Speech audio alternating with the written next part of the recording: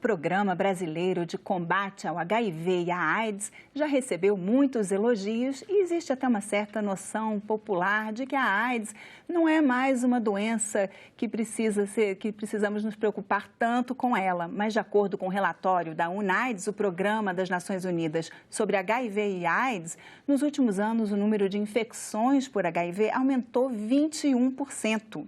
No Cidadania de hoje, nós vamos conversar com Marcelo Freitas, coordenador-geral de Vigilância do HIV e AIDS no Ministério da Saúde. Olá, Marcelo, seja bem-vindo. Muito obrigada por vir aqui à TV Senado participar do programa Cidadania. Olá, muito obrigado. Vamos começar, então, falando um pouco, qual é a diferença entre HIV e AIDS? HIV é a infecção, né? Então, a pessoa, ela se infecta pelo vírus, né, HIV. E aí esse vírus, quando ele entra no organismo, ele vai, aos poucos, ao longo dos anos, reduzindo as defesas do organismo, né? Ela vai comprometendo o sistema imunológico da pessoa. E aí, quando já, numa fase mais avançada, quando esse sistema imunológico já está bem debilitado, começam a aparecer algumas infecções, algumas doenças, que normalmente em pessoas que têm um bom sistema, né, uma boa condição imunológica, um sistema imunológico que funciona bem, elas não aparecem, que é o que nós chamamos de infecções oportunistas, né?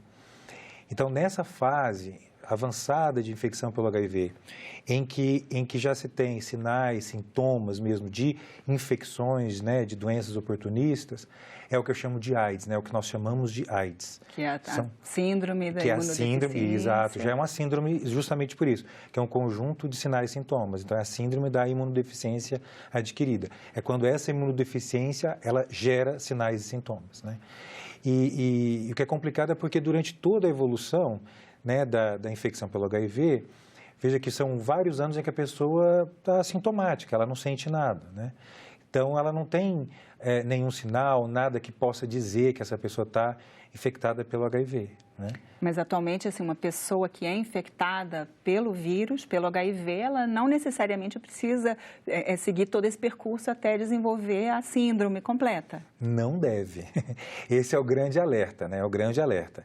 É não esperar chegar nesse ponto em que a imunidade já está muito debilitada, em que já se instalou uma condição de AIDS mesmo.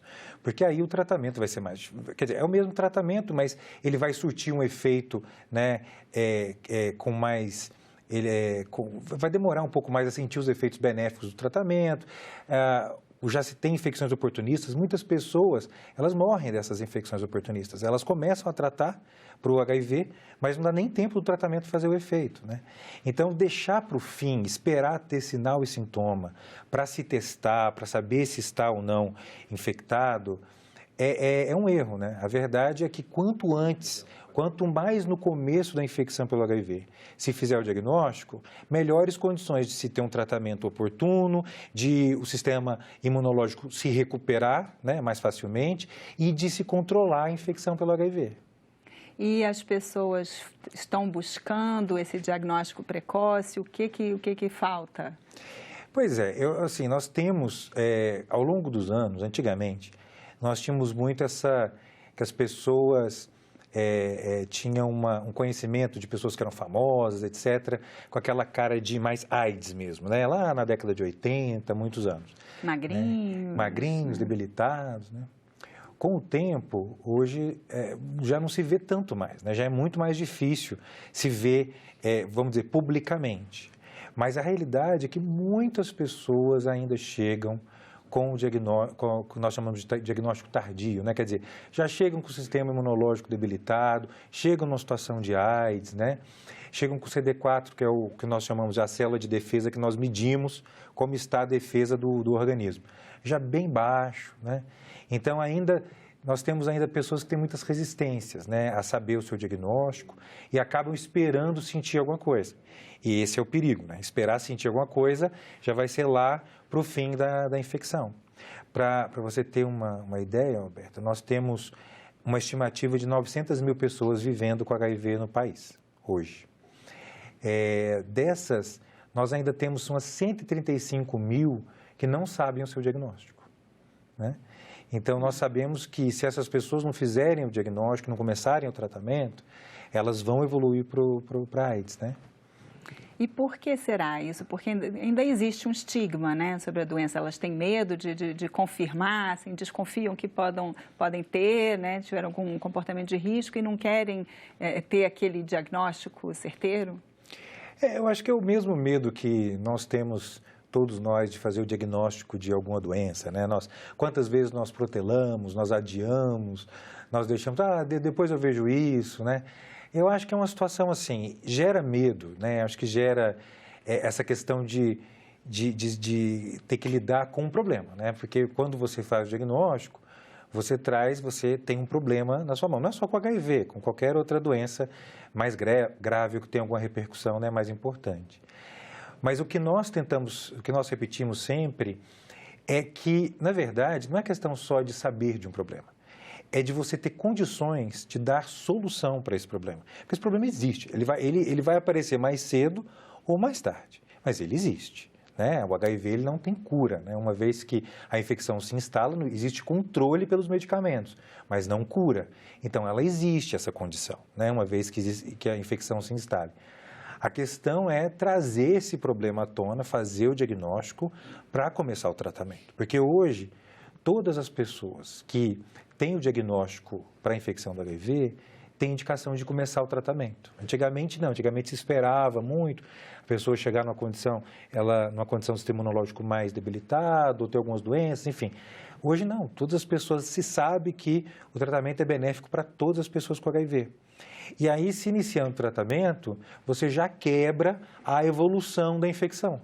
Né? Você passa a fazer um controle do vírus no organismo e já não tem mais aquela evolução da infecção. Tanto é que as pessoas que tratam para o HIV hoje, vários estudos mostram que têm uma expectativa de vida que é a mesma da população em geral.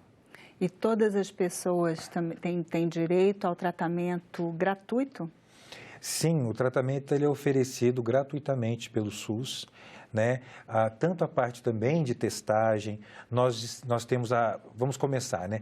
Desde o início, nós temos a prevenção, então nós temos os preservativos, esse ano nós distribuímos mais de 400 milhões de preservativos masculinos, mais de 300 milhões de preservativos femininos, nós temos testes rápidos em toda a rede do SUS, né? Para o HIV são testes muito simples, muito rápidos, como o próprio nome diz, é muito rápido e simples de se fazer, né? E o tratamento, que é o tratamento hoje, os tratamentos que nós temos aqui são os tratamentos melhores, os melhores tratamentos do mundo, né? E eles estão amplamente disponíveis, é um acesso universal mesmo dos medicamentos antirretrovirais. Né? E para fazer o teste, como é que é? Se a pessoa, né, assim, nunca fez, quer tirar a dúvida, como proceder? Ela deve ir à unidade de saúde mais próxima, né, e entrar em contato com os profissionais de saúde e dizer que tem a vontade de fazer o teste. Né? Muitas vezes, esse teste é oferecido em situações de consultas por outras questões, no pré-natal, por exemplo, é um momento que sempre se pede, né, ou se faz os testes por HIV, mas não precisa esperar nenhuma situação específica. Só a vontade em si de fazer o teste pode ir na unidade de saúde e pedir para fazer os testes, o teste para HIV. Qualquer pessoa, não tem algum limite de idade mínima? Não tem idade. A gente tem as crianças que são muito pequenas, mas é um caso específico. A investigação para o HIV, principalmente no primeiro ano de vida, ela é um pouco diferente, mas é só essa exceção. O restante utiliza também os testes rápidos, não tem limite de idade, de jeito nenhum. Até porque, quando nós olhamos os dados de HIV no Brasil, nós temos realmente um aumento e um número de casos maior em população jovem, né, ou vamos dizer assim, na faixa de 20 a 40 anos de idade, mas nós temos, na verdade, casos em todas as faixas etárias. Né? Não tem nenhuma faixa etária que está livre, né, da infecção pelo HIV. Então, é importante sempre se fazer o diagnóstico, né, e começar o tratamento para aqueles que são positivos. Né? E esse aumento entre a população jovem? O que pode ter levado a isso? Em alguns locais tem se observado, no Brasil tem se observado também um aumento nos últimos 10 anos de casos entre jovens, né? Isso tem sido um pouco preocupante, né? Nós não temos assim, as causas, não temos nenhum estudo especificamente sobre sobre essas causas, né, e também nem internacionalmente. O que nós temos, assim, nós observamos a questão do relaxamento dos métodos de prevenção, né? Essa é uma das questões fundamentais, né? Nós vemos que o uso do preservativo, ele tem sido cada vez, eu não digo que ele está caindo sempre, mas ele já foi muito mais alto no Brasil, né? E ele caiu bastante nos últimos anos. E nós, por um lado, existe um fenômeno mundial e que aqui acredito também que tem se repercutido nessa população jovem, que é de um lado, aquilo que nós comentamos, você não vê mais tanto publicamente casos de AIDS, você vê muito mais pessoas infectadas pelo HIV, que muitas vezes você nem sabe também, são pessoas saudáveis, etc. E acho que mais do que isso é a questão do maior controle. Como é uma doença que passou, uma infecção, que passou a ter tratamentos cada vez mais eficazes, cada vez mais simples, né, com poucos efeitos colaterais. Então, ela se assemelha muito mais, né, a uma doença crônica, né? O que é verdade, do ponto de vista de controle da doença. É a mesma coisa com uma pessoa que tem uma hipertensão diabética, no sentido de tomar remédio todos os dias. Nesse sentido, são coisas bem diferentes, com implicações diferentes. Mas eu acho que esse pensamento de que é uma doença crônica, para muitas pessoas, então, a infecção ela perde a importância, como se fosse uma coisa, isso é simples, isso é fácil, isso tem remédio, eu consigo me cuidar só tomando remédio, né? E a gente sabe que não é isso, né? A infecção pelo HIV é uma infecção que pode levar e vai levar à morte se não for tratada, né? Então, eu acredito que muito disso, e a campanha do Dia Mundial esse ano, ela teve essa chamada, né? A questão da dúvida. E se eu tive uma relação desprotegida? E se eu estiver infectado e não sei que estou infectado? E se eu estiver infectado e não começar o tratamento logo? Quer dizer, então, são dúvidas, né? Aquelas dúvidas que ficam na cabeça, que muitas vezes essa que nós falamos, nós postergamos um pouco para dar conta delas, e fazem toda a diferença, né? Fazem toda a diferença no final. Então, no caso de uma dúvida dessas, o melhor é ir imediatamente para um centro e fazer o teste. Sim, eu acho que as pessoas precisam ter esse melhor ponto. Ainda se prevenir antes, né? Mas... por isso que eu fiquei aqui pensando comigo. Acho que são alguns pontos, né? Eu acho que a primeira coisa é prevenir, né? A prevenção realmente, às vezes, em alguma situação boba, né? Às vezes que acontece uma infecção. Então, fica muito esperto, né? Tem que ficar muito ligado nisso, com essas situações.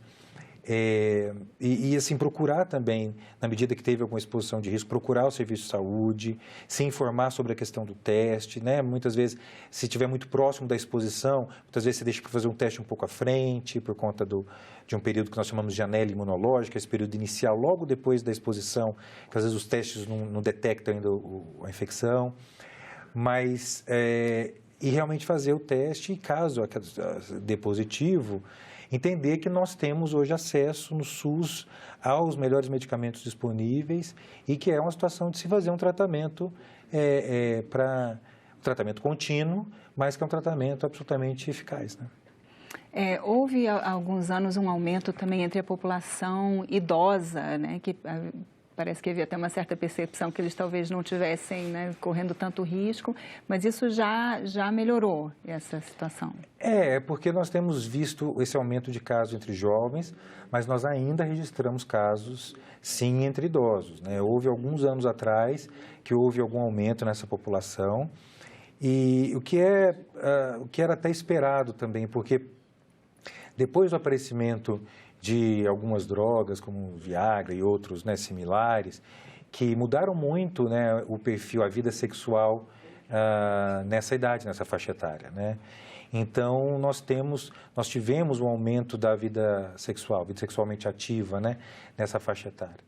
Então, e ao mesmo tempo, muitas pessoas com resistência ao uso de preservativo, etc., né? Então, nós passamos a observar também o aumento na época do número de casos de HIV em idosos, né? E isso ainda é uma questão, é um ponto que acontece, sim. Essa infecção ainda acontece, nós temos isso nos nossos dados. E continua, então, também sendo um público que deve tomar cuidado especial, né? É isso, eu acho que todas as pessoas, os idosos também, né, precisam entender que ninguém está fora de risco, né? Então, quando você percebe que você também corre riscos, então você passa a ser mais aderente às medidas de prevenção, né, a tomar mais essa precaução.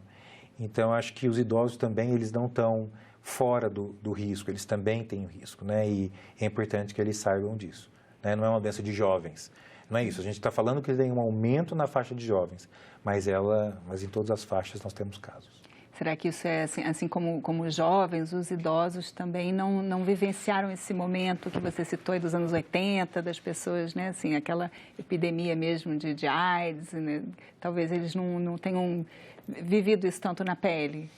Eu acho que eles tiveram a oportunidade de ver, né, tudo isso acontecer, diferente dos jovens, mas acho que muitos vêm de uma época antes de AIDS, né, antes de HIV, em que existia alguns problemas comuns, eram gonorreia, algumas infecções sexualmente transmissíveis, né, e que não tinha tanta preocupação de você se infectar por alguma coisa que pudesse levar à morte, né, uma infecção mais grave, né. Então, muito se vê dessa resistência de, não vou usar preservativo, isso é coisa que, não, imagina, no meu tempo isso a gente não usava e tal. Então, tem muita gente, não são todos não, nós temos muitos idosos que já são super aderentes a preservativos, a métodos preventivos, né? Mas nós ainda temos resistências ainda também nessa faixa etária. E com relação às outras formas de transmissão não sexuais, né? Assim, instrumentos, sei lá, de tatuagem, perfuração, transfusão de sangue, isso ainda existe essa forma de transmissão? Não, assim, na verdade, há uma forma de transmissão que ainda existe, que é a transmissão que nós chamamos vertical, de mãe para filho, que não é que ela só existe, ela ainda chega a ser importante em alguns locais. Mas antes de falar mais da transmissão vertical, nós temos também por transfusão de sangue. Depois que o Brasil passou pelo controle do sangue, né, por esse controle, passou a exercer esse controle rígido, né, da qualidade do sangue, então nós já não passamos mais a observar, isso já não é mais uma questão de saúde pública, né, como nós tínhamos no passado, como outros países que não têm controle de sangue ainda passam, né. Agora, em relação à questão de acidente com material cortante, tem muitos acidentes profissionais de saúde, né? Então, para esses acidentes, ou mesmo no caso de violência sexual, por exemplo, se faz uma profilaxia com antirretrovirais, que é o uso de antirretrovirais por 28 dias, depois dessa exposição de risco, né? Que é o que nós chamamos de PEP, que é profilaxia pós-exposição. É isso, se toma antirretrovirais durante 28 dias para evitar a infecção pelo HIV. Né? E aí isso elimina durante esses 28 dias e pronto, não precisa depois continuar? Porque é uma pessoa que não tem o HIV, se expôs ao risco, né? É uma pessoa que não tem o HIV, ela se expôs a uma situação de risco para a infecção, ela toma esses 28 dias como uma prevenção. E aí depois faz exames para ver aí depois faz novamente os testes, o controle, né? Para ver se acabou havendo alguma infecção ou não, né? Mas em relação a esse tipo de profilaxia, é uma profilaxia que deve ser iniciada nas primeiras horas, o quanto antes melhor. Para ela ter alguma efetividade, realmente tem que se começar até 72 horas, né? Para que ela possa ter alguma efetividade. Né? E com relação a essa transmissão vertical, então, de mãe para filho? Então, a transmissão vertical, ela já foi um problema muito maior no Brasil. Nós conseguimos, com muitas medidas mesmo de saúde pública, conseguimos hoje uma situação muito, muito melhor, né? Porque, assim, acho que só para todo mundo entender exatamente, a questão da transmissão mãe para filho durante a gestação, o parto ou mesmo na amamentação, ela pode ser evitada se a mãe fizer o diagnóstico durante a gestação, ou mesmo que ela tenha o diagnóstico, que faça o tratamento e tenha níveis de vírus no sangue muito baixos, que é o que chama de carga viral indetectável, né? Então, essa é a grande questão. Com esse cuidado, com alguns outros cuidados no parto, puerpério, etc., mas basicamente isso é o principal. Se ela está medicada... Ela está medicada com a infecção controlada, aí se consegue chegar a um nível de transmissão abaixo de 1%, 2%. É muito baixa a transmissão. E nós começamos, o Ministério da Saúde começou há alguns anos num processo, quer dizer, recentemente num processo de certificação de municípios em relação à eliminação da transmissão vertical. Não é a erradicação, mas é uma quantidade mínima de casos, é menos de 2% em relação às mães infectadas. E agora, recentemente, nós tivemos a certificação do município de São Paulo. Então, tivemos a certificação, que foi um motivo de grande alegria, né? Porque o município de São Paulo é enorme, tem uma população muito grande, está numa região onde a epidemia de HIV começou no país, uma epidemia antiga, né, para o Brasil, e com certeza tem uma população maior do que os outros países que foram certificados, porque até agora países mesmo que foram certificados foram países pequenos, sabe, muitos da região do Caribe. Então, assim, nós já temos São Paulo, tivemos Curitiba, Umuarama e temos agora já vários municípios que já entraram com o processo de certificação, né? É uma grande vitória, mas ainda é um desafio, né? Nós precisamos certificar o Brasil inteiro, não só São Paulo, não só as cidades, mas nós precisamos chegar a essa realidade, né? De eliminar a transmissão vertical do HIV no país todo. E aí o que falta para isso seria justamente identificar, diagnosticar as mães que estão infectadas e poderiam transmitir e conseguir que elas façam o tratamento. Exatamente. A questão é fazer o teste durante o pré-natal, né? Para aquelas que já até às vezes chegam no pré-natal, mas já se sabiam com HIV, fazem tratamento e tudo. Aí é o caso só de manter o tratamento, ou mesmo para as que descobriram durante o pré-natal, fazer o tratamento adequado, né? Que o tratamento é um pouco diferente. Essas que já sabiam que tinham, estavam fazendo tratamento, mas aí, quando, né, estando gestantes, aí tem que ter um ajuste, um pouco diferente. Não, é o mesmo tratamento. O mesmo tratamento. Então, se pode fazer... É o mesmo tratamento, ele é muito simples. A questão, tudo bem, dependendo do esquema antirretroviral que essa mãe esteja, talvez possa haver uma adequação ou outra, mas, em geral, nem existe alteração. E se faz a grande questão é só fazer o tratamento, ser acompanhada, né? Fazer o exame de carga viral, ver se realmente o vírus está bem baixo, o nível de vírus no sangue está bem controlado, bem baixo. E apenas isso, né? E fazer todo o segmento médico, né? No serviço de saúde adequadamente. E essa questão da transmissão, não só de mãe para filho, mas mesmo nos casos de transmissão sexual, quem está fazendo o tratamento, tomando os remédios, não transmite mais o vírus. Existe um conceito mundial, que tem sido trabalhado, que é o de não detectável, que é o vírus, quando o vírus não está detectável no sangue, então, não acontece transmissão para o HIV, que é não detectável, não transmissível. É igual a não transmissível. Então, esse é um conceito muito importante, porque foi uma grande descoberta para o mundo lá em 2010, 2011, de que o tratamento antirretroviral, né, o tratamento para infecção pelo HIV, em si, é uma poderosa ferramenta de prevenção. Porque ela faz isso, ela reduz drasticamente e realmente faz com que não haja uma transmissão sexual a partir de pessoas que estão indetectáveis, né? Então, por isso, a questão da importância do tratamento, né? Além de ter um impacto para a própria pessoa, para a saúde, né? Também tem um impacto na comunidade, um impacto social em relação à questão da própria transmissão. Marcelo, estamos chegando ao fim. Resumidamente, em pouco tempo, uma mensagem importante aí sobre a prevenção. Eu acho que uma mensagem bem legal que nós podemos deixar foi da nossa campanha do Dia Mundial, que nós falamos que se a dúvida acaba, a vida continua, né? Então, é muito importante ficar livre desses medos, esses grilos, né, essas questões, perder esse medo, fazer o teste, né? Se estiver positivo, tratar, se cuidar, né? Porque assim nós vamos conseguir um controle muito maior do HIV e vamos conseguir que as pessoas que têm HIV tenham uma ótima qualidade de vida. É isso aí. Muito obrigada pela sua participação aqui no Cidadania. Muito obrigado. E obrigada também a você que nos assiste. Para rever esta e outras entrevistas, acesse a página da TV Senado na internet, senado.leg.br/TV, e inscreva-se em nosso canal no YouTube. Para fazer algum comentário, crítica ou sugestão, telefone para 0800 61 2211, a ligação é de graça. Obrigada pela atenção e até o próximo Cidadania.